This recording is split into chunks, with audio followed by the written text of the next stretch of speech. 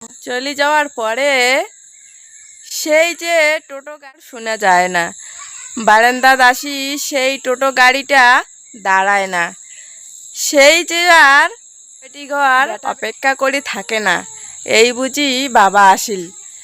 সেই আর শোনা যায় না সেই টোটো গাড়িটার আওয়াজ, আর শোনা যায় না সেই কল ঝকার আওয়াজটা, সেই আর শুনে যায় না দুপুরের ঠক ঠক শব্দটা।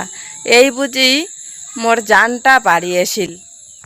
জান, তোমরা এই দূর প্রবাসে যায়া অনেক সুখে শান্তিতে আছেন, আর এই পাশে মোর যে চোখের ঘুমটা কাড়ি নিয়ে গেছেন। প্রিয়, ভালো থাকবেন, সুস্থ থাকবেন।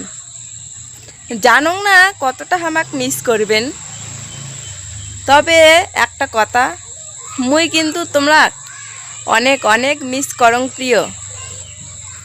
বিদেশে যায়া মনটা পাল্টে ফেলান না, মনে রাখেন প্রিয়, তোমার জন্যে দেশের বাড়ির কাও দীর্ঘ সময় অপেক্ষা করে থাকে।